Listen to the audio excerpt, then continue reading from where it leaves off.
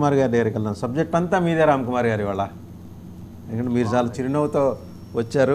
మరి మీరే స్టార్ట్ చేయండి. డీజీపీని కరెక్ట్గా అమిత్ షా గారు వచ్చిన రోజే డీజీపీని ఆయన మీద వేయటం, విధులు నెక్స్ట్ ఇమీడియట్ సీనియర్ ఆఫీసర్కి అప్పచెప్పమంటాం. ఆ తర్వాత 3 ఏళ్ల పాటు 4 ఏళ్ల పాటు మర్చిపోయిన పోలవరం అవినీతిని హఠాత్తుగా నిన్ననే మాట్లాడటం, అన్నింటికి మించి కొంచెం ఆంధ్ర ప్రజానీకం అంతా విస్తుపోయి విస్మయపరిచిన విషయం ఏంటంటే ఆంధ్ర ప్రజానీకాన్ని తెలుగు భాషని అమిత్ షా పరిరక్షిస్తానని చెప్పటం. సరే, ఈ చాలా విభిన్న అంశాలు స్పృశించారు. వారం రోజుల ముందరైతే చాలా బలంగా మీరు జగన్మోహన్ రెడ్డి గారి మీద పోరాటానికి, మాఫియా రాజు మీద పోరాటానికి మీరు అంటే అమిత్ షా గారు, జేపీ నడ్డా గారు, అలాగే రాజ్నాథ్ సింగ్ గారు కలిసి కట్టుకునే, ఇందాకే చెప్పినట్టు మొత్తం హెడ్ ఆఫ్ ది స్టేట్ వచ్చే ముందర కమాండర్ ఇన్ చీఫ్ వచ్చి మొత్తం ఒకసారి యుద్ధ వాతావరణాన్ని రెడీ చేసి సంసిద్ధం చేసి వెళ్ళినట్టయితే అనిపించింది. ఏమంటారు? నమస్తే వాసుదేవ్ గారు, అలాగే వేణు గారికి, సత్యనారాయణ గారికి, ఈవి గారికి కూడా. కాదండి, అసలు ఈవేళ క్వశ్చన్కి దేనికి ఆన్సర్ చెప్పాలో ముందు నుంచా వెనక నుంచా కూడా ఏం అర్థం అవట్లేదు. మొన్నటి దాకానేమో ఎప్పుడు ఎప్పుడు ఎప్పుడు ఎప్పుడు ఎప్పుడు అనే పాట ఉంటుంది చూడండి, ఇళయరాజా పాట. అలాగా ఎప్పుడు డీజీపీని మారుస్తారు, ఎప్పుడు డీజీపీని మారుస్తారు, ఎప్పుడు డీజీపీని మారుస్తారు. అదేదో నిర్ణయం వచ్చి ఫైల్ మీద సంతకం పెట్టినట్టుగా ఇప్పుడు ఇలా వచ్చారు అలా మార్చేశారు అంటారు కొంతమంది. ఏమండి ఇప్పుడా అంటారు కొంతమంది. మేము మన డిబేట్ లో కూడా చాలా సార్లు మనం ప్రస్తావించాము వాస్తవ గారు, నేనే స్వయంగా మన ఇద్దరి మధ్యన మాట్లాడు. ఏమండి జరగాల్సిన టైము జరుగుద్ది. నిన్న ప్రకృతి అనుకూలించిందంటే ఆయన వచ్చేటప్పటికి. కానీ మొన్న రాత్రి జరిగిన ఇన్సిడెంట్ కూడా చాలా గట్టిగానే మాట్లాడేవాడిని. అంటే అది సీఎం రమేష్ గారిని ఏ విధంగా చేశారనేది. ఒక క్యాండిడేట్ ని బట్టి చొక్కా చింపేసి పోలీస్ స్టేషన్ లో నిలబెడతామంటే అక్కడ కొంతమంది పోలీసులు చేసిన ఓవర్ యాక్షన్ మామూలుగా లేదండి. అక్కడ డిప్యూటీ సీఎం అని అక్కడ చేశారు. కానీ దానికోసమే చేసామంటే ఇది కాదు. ఎందుకంటే వాసుదేవ్ గారు మీకు తెలుసు, వీళ్ళ మీద కంప్లైంట్ ఇచ్చింది ఈ రోజు కాదు, మా రాష్ట్ర అధ్యక్షురాలు ఎప్పుడో ఇచ్చారు. దానికి రిమైండర్ గా కూడా ఇచ్చున్నాం. అందరూ కూడా ఇందాక నేను అన్నట్టు అందరూ కూడా ఎప్పుడు అంటే మేము ఇచ్చాము అని. ఇప్పుడు ఇంకా ఆవిడ ఇచ్చిన లిస్ట్ లో మిగిలిన వాళ్ళందరినీ కూడా 2-3 రోజులు చేసేస్తే అయిపోతుంది కదా, మీ కార్యసాధన పూర్తి అయిపోయినట్టే.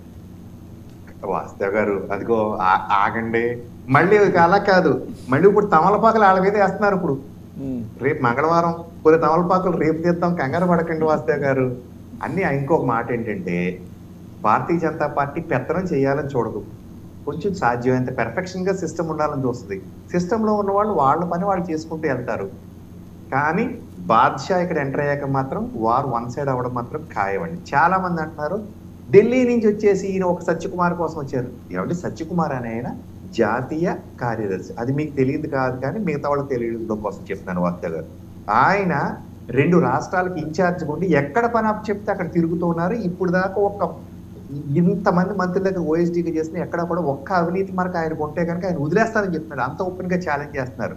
ఇప్పుడు జాతీయ పార్టీ అన్న తర్వాత దేశం అంతా తిరుగుతుంటారు. ఆయన ఆల్మోస్ట్ ఎంపీ టికెట్ రావాల్సింది, అయినా సరే ఎమ్మెల్యే ఇచ్చినా కూడా అంతకన్నా ఎక్కువ ఉత్సాహంగా ఎక్కడ నిరుత్సాహం. ఆ ముగ్గురి వల్ల ఆయనకి ఎంపీ టికెట్ రాలేదు. కిరణ్ కుమార్ రెడ్డి గారు, పురంధరేశ్వరి గారు, సీఎం రమేష్ గారి వల్ల. అందరికీ తెలిసిన విషయమే, కానీ అది మళ్ళీ వేరే మాట్లాడుకుందాంలేండి.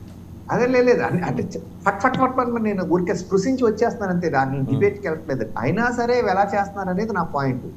ఏమంటే ఇప్పుడు మొన్న మోడీ గారు వచ్చారు, తమలపాకులు ఊపేరన్నారు. ఇప్పుడు నిన్న వచ్చేమో ఫట్ ఫట్లు ఆడించేస్తేనేమో ఈయనేమో ఏంటి ఫైరింగ్ ఏంటి అంటారు. పోనీ అవతలోళ్ళు వైసీపీ నుంచి వచ్చి ఏదో వచ్చారు, ఏదో చేశారు, ఆయన ఏదో చేశారు ఏదో అంటారు. కానీ మామూలుగా సజ్జలు వాయించే గజ్జల సప్పుళ్ళు ఎక్కడండి? నేనైతే ఎదురు చూశానండి, ఎక్కడా లేదు. ఏదో నీరసంగా అలా వెళ్ళారు సార్. ఆయన మామూలుగానే నీరసం, వెనక నుంచి 2 వేస్తేనే కానీ సీఎం గారు గట్టిగా వాయించలేను.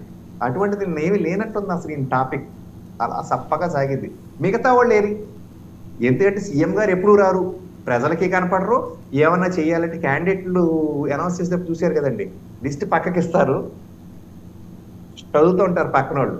సేమ్ ఇంతే, ఆయన ఏదో అనుకున్నది ఏదో చెప్తాడు, ఈయన రాసుకొస్తారు మంత్రులు. కానీ ఎప్పుడూ కూడా ఇది చాలా, నేను ఎంత ఘోరమైన రాజకీయం ఎప్పుడు చూడలేదు. ఏదైనా ఇష్యూ వచ్చినప్పుడు సీఎం బయటకు వచ్చి స్పందన ఇవ్వడం అనేది లేకపోవడం అనేది ఎప్పుడూ ఎక్కడా లేదండి. కనీసం ఎమ్మెల్యేల అపాయింట్మెంట్, ఎంపీల అపాయింట్మెంట్ ఇచ్చారని అందరూ ఏమన్నా వైసీపీ నాయకులు అంటారు. కానీ నాకు తెలిసి ఉమ్మడి జిల్లాలో ఒక్కళ్ళు కూడా నాకు అపాయింట్మెంట్ ఇచ్చారు, నేను కలిశానని కలవలేకపోతున్నాననే ఉన్నారండి. అంటే మా నియోజకవర్గంలో ఏమన్నది ఎమ్మెల్యే మా సీఎం గారి అపాయింట్మెంట్ దొరకట్లేదు. సీఎం గారు ఎక్కడైనా ఇవ్వాలంటే ఇంత దూరం నుంచి ఏదో చిన్నప్పుడు చూడండి డ్రిల్ చేసినట్టు 1 arm డిస్టెన్స్ ఉంటుంది. 1 arm డిస్టెన్స్ నుంచి ఊళ్ళోకి వచ్చినప్పుడు కలవడం అంటండి. అంతకు మించి అవకాశమే లేదు. ఎవరు ఇవ్వాలంటే కాగితాలు ఇక్కడే బస్సు ఎక్కి ముందు చెత్తపుట్లో పడేసి ఆయన వెళ్ళిపోతారు. 100% ఇది స్వయంగా వారి ఎమ్మెల్యే చెప్పింది. 2019లో అపాయింట్మెంట్ ఇచ్చారంటే మళ్ళీ తర్వాత ఒక్కసారి కూడా ఇవ్వలేదంటే మా ఎంపీ గారికి అపాయింట్మెంట్. మీరు కావాలంటే మీరు వాకప్ చేసుకోండి. నెక్స్ట్ మేనిఫెస్టో అన్నారు. ఇది సెంట్రల్ స్థాయిలో ఉందండి. అదే సెంట్రల్ స్థాయిలో ఉంది. సబ్జెక్ట్ అంతా మాట్లాడండి. మేము గతంలో మేనిఫెస్టో కూడా ఇదే ఆన్సర్. మేనిఫెస్టో ముట్టుకోలేదు, దాని వెనకాల లేదు, దాని సపోర్ట్ లేదు అని చాలా మంది అన్నారు. నిన్నటి చూస్తే అర్థం చేసుకోవాలి ఎవరైనా. రాష్ట్రంలో చేసేదంతా కూడా ఇక్కడ ఉన్న గవర్నమెంట్ చేస్తుంది. దానికి మా మద్దతు ఉంటది. మేము పయనించే స్కీములు కానీ ఏమైనా సరే ఎంత అందుకుంటే అంత ఇవ్వడానికి సిద్ధం. అలాగే జాతీయ స్థాయిలో ఉన్న పోలవరం 2019 వరకే 70% అయింది. దాని తర్వాత 1-2% అయింది, కానీ అంతకు మించి ఏం అవ్వలేదు. అందుకనే ఈ గవర్నమెంట్ మీద చిత్తశుద్ధి, ఈ గవర్నమెంట్ మీద నమ్మకం లేదు, ఈ గవర్నమెంట్ చిత్తశుద్ధి లేదు. ఎన్డీఏ గవర్నమెంట్ డబుల్ ఇంజిన్ సర్కార్ వస్తే వాడికి ఇస్తాం. ఇప్పుడు దాకా ఇప్పుడు గత 5 ఏళ్ళు ఎంతవరకు అయిందో అక్కడి నుంచి ఒక్క అడుగు కూడా ముందుకెళ్ళలేదు. ఇప్పుడు ఈ 2 ఏళ్లలో పూర్తి చేసేస్తాం అనేది మా వాగ్దానం. బియాండ్ మేనిఫెస్టో ఏ ఉన్నాయంటే ఇది భారతీయ జనతా పార్టీ ఇచ్చే ఆన్సర్. అలాగే రాజధాని గురించి కూడా వారు చెప్పారు. రాజధాని కంప్లీట్ చేసే బాధ్యత మాది, భారతీయ జనతా పార్టీ ఉంటుందని చాలా క్లియర్ కట్ గా చేశారు. ఇప్పుడు ఇది కూడా యాక్టింగ్ ఏం చేయలేదండి. మీరు స్పీచ్ చూస్తే అవునా కాదా, అమిత్ షా గారిని చూస్తే తెలిసిపోద్ది. ఆయన మాట్లాడు మామూలుగా ఏమన్నా అడిగారు అనుకోండి